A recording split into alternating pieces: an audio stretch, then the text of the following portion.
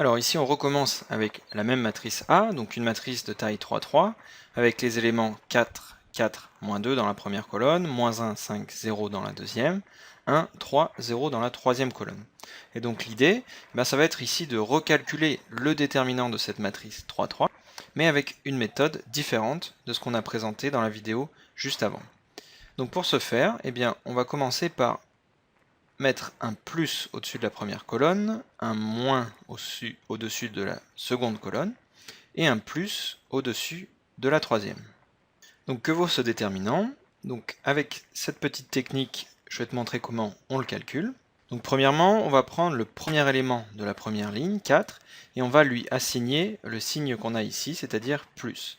Donc c'est égal à plus 4, donc qu'on va multiplier par le déterminant d'une sous-matrice. Donc qu'est-ce que c'est?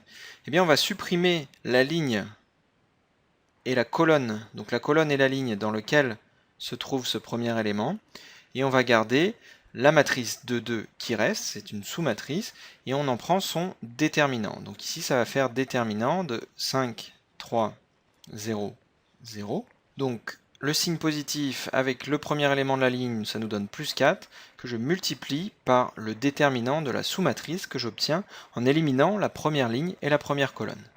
Ensuite on continue sur le même principe, on a le signe moins au-dessus de la deuxième colonne, donc on va appliquer le signe moins au premier élément ici, donc ça va nous faire moins, moins 1. Et donc pour trouver cette deuxième sous-matrice, je supprime la colonne et la ligne dans laquelle se trouve cet élément moins 1, il me reste alors 4, 3, moins 2 et 0. Donc je vais multiplier ce chiffre par le déterminant de la sous-matrice de taille de 2 suivante, donc 4, 3, moins 2 et 0. Donc qu'est-ce que j'ai fait? J'ai juste pris le signe qu'on a écrit au-dessus de la deuxième colonne, je l'ai multiplié par le premier élément ici, et ensuite en supprimant la colonne et la ligne dans laquelle se trouve cet élément, il nous reste 4 éléments, c'est ce qui constitue la sous-matrice de taille de 2, et j'en prends le déterminant. Donc on continue toujours le même raisonnement avec le dernier élément ici, donc ce dernier élément c'est 1, et on lui assigne le signe positif, plus, donc on va faire plus 1, fois ensuite la sous-matrice. Donc la sous-matrice, je l'entoure en violet ici. C'est simple, je supprime la colonne dans laquelle se trouve cet élément et la ligne. Il me reste cette matrice de taille de 2, donc 4, 5, moins 2 et 0, dont je prends le déterminant. 4, 5, moins 2 et 0. Donc il ne nous reste plus qu'à effectuer le calcul, puisque les déterminants de matrice de taille de 2, c'est quelque chose de très simple, que tu connais. Donc déterminant de notre matrice A, c'est égal. Alors, on a ici 4 fois 5 fois 0, 5 fois 0, moins 0 fois 3. Donc ça, c'est le déterminant de cette matrice de 2.